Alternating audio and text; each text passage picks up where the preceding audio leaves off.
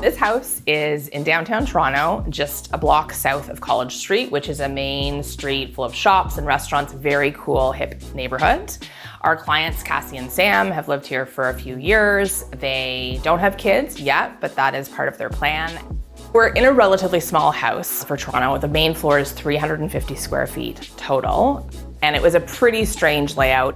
There was a living space in the front of the house, which made sense, but the kitchen bisected the whole footprint of the floor, and so it really broke the space up and made it feel much smaller than it needed to feel. So given the footprint constraints that we were working with, we really needed to open it up and brighten it up. They are planning to have a family, and they are planning to stay in this house with a family. This is their jam. They really want to stay close to college and be in this neighborhood. They love it.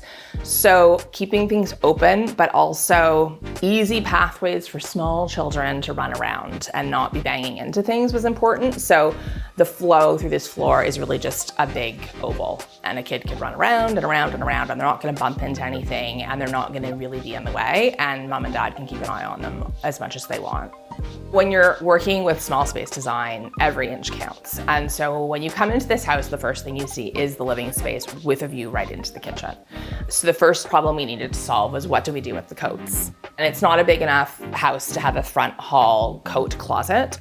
So we just installed some really functional, simple, modern hooks at the front of the house. We had a custom cabinet made that delineates the front door from the living room space. So it's also a nice space planning device, and it gives them a surface A to put a tray for their keys and their sunglasses on. It serves as the side table to one end of the sofa, and then it houses shoes and whatever else they want to put inside of it. So it can keep that entry area really just neat and tidy.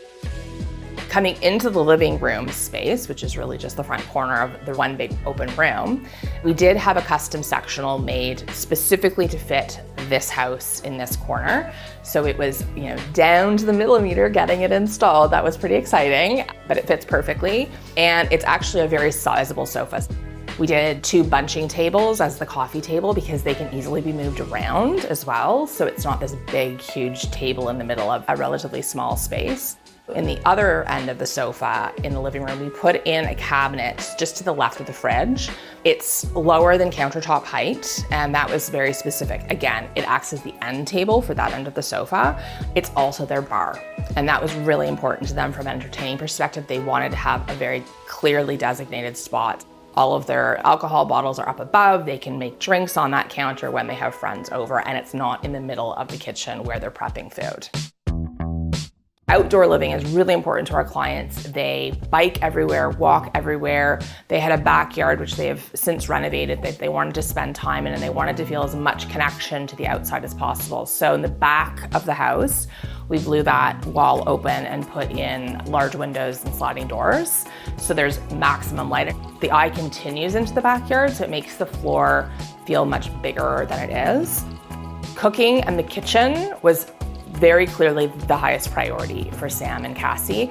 So the kitchen we knew was going to take up the primary amount of footprint, and we integrated the dining into the island just to be very, very space efficient. And they've got this amazing big island as a prep surface to really work on, and it carries the eye through the space. So again, it makes the floor feel longer than it actually is. We picked a quartzite, which is a natural stone. This particular stone is called Gloria White, and it is quite a hard quartzite. So it's held up really, really well and performed really well for them. And then we paired that with a white backsplash tile, but again, not a big, stark white. We wanted something with a little bit of detail, a little bit of character. It actually has the hint of a blue rim around the outside edge, which is a nice feature, and it just adds some dimension to the tile paired with the grout, of course. The perimeter cabinets on the bottom, we kept white, keep it simple. We have introduced some wood. It's actually a laminate, so it's super durable, and the goal was to match the color of the floors. And then the other big color aspect in the kitchen is the island cabinetry color. We toned it down, so it's sort of a deep, deep blue, a little hint of teal almost in it, but it just adds that richness and depth and a little bit of personality. We opted to work with satin brass as our metal finish for the kitchen faucet. which also has a nice, really cool knurled texture to it. So it's got some detail in and of itself. And then also the cabinetry hardware. So it just brings that hint of gold in. It's bright, it's cheerful, it's beautiful against the blue on the island. Another unique feature of the design on this floor, they have a new dog, Hella, and incorporating the dog into the living space was really important to them. So we actually, in the back corner, have integrated into the bottom of a pantry cabinet a little dog bed nook that fits perfectly for Hella's bed. She can climb in there and be cozy when they're just in the space and feel like she has a place that's hers. In an open concept, sometimes it can be challenging to figure out where to put the TV so that it's actually in a viewable sight line from where you're gonna sit. And again, when you've got a small space design, that can become even more challenging. So what we did in this house is we used the stair wall as an architectural feature. So the front half of it is solid and that houses the TV. It is on a pivot bracket, so if they want to angle it, they can. And we specifically picked the Samsung frame TV because it's such a slim profile. You don't see any of the wires and the mount behind, and you can also project a piece of art on it. So when you're not watching a TV, it doesn't have to be just a big black screen. The main bathroom in the house actually used to be a closet, and a very awkward closet because it's upstairs and there was a sloped roof on the back of the house. So what we did is we ripped out the closet, stole all that footprint, and we did an addition, a very small addition, to straighten that wall so that we could get a square box to put the bathroom in. We couldn't put a window in there just due to code restrictions. So instead we actually put a skylight in, and it's amazing because you've got this beautiful light that just falls in.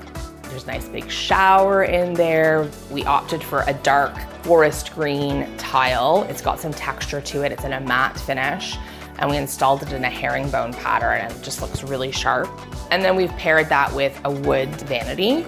We also used satin brass for our plumbing fixtures for that warm tone, but then we have hits of black just to sort of punch it out in the pendant lights.